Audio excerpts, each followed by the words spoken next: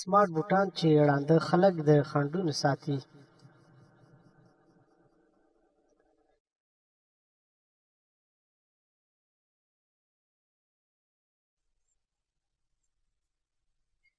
ساینسپوهانو سمارټ بوټان رامنځته کړي چې د بې شمېره خنډونو څخه د ړندو او نیمایي ړندو ساتلو کې مرسته کوي. د ټکنالوژۍ پوهنتون په همکارۍ د اتریش شرکت ټیک انوینشن لخوا تولید شوي بوټان انومیک نومیږي. دا بوټان په ځینې ځانګړي عصري تجهیزاتو سمبال دي. د الټراسونیک سنسر: د هر بوټ یو الټراسونیک سنسر لري چې خنډونه کشف کوي. لکه څنګه چې په پښو کوونکي یو خنډ ته نږدې کېږي، د بوټانو خوځښت ډیریږي.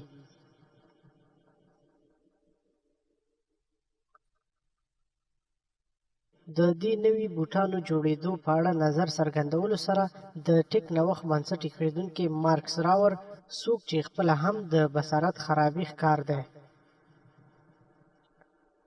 وایي چې په بوټانو کې د الټراساونډ سیسټمونه تر 4 مترو پورې خنډونه په ګوته کوي.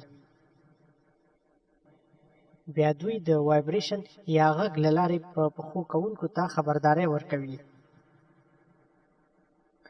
دوی عالی دنده ترسره کوي، کوم چې زموږ لپاره واقعا ګټور دي.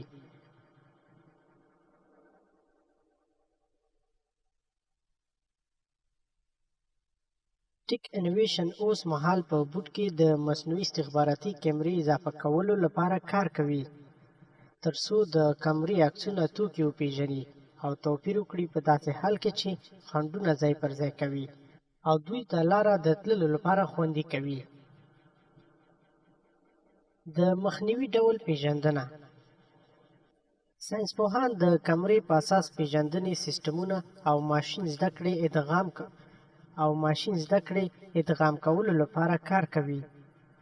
د یو ډول مصنوعي استخباراتو AI له لارې همکاري کوي. په دې توګه بلټ د کمرې لخوا نیول شوي عکسونه او خنډونو په اړه ډیره سپړنه کوي، ځکه چې پښو کوونکی شاوخوا ګرځي.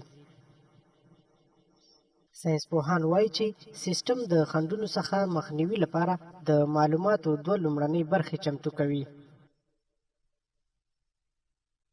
دا د خنډ طبیعت او دې لارې ته لاره په ځانګړې توګه که عصمت ښکته وي، لکه سوری یا زینې او داسې نور.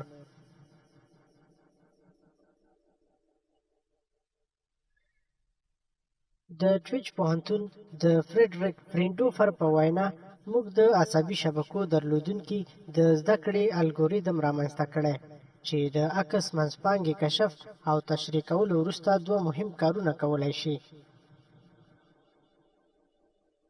هغه زیاته کړه: دا یوازې اخطار نه دی چې له خنډ سره مخ یم، مګر زه له خنډ څخه خبر یم، که هغه دیوال، موټر، زینه یا بل څه وي.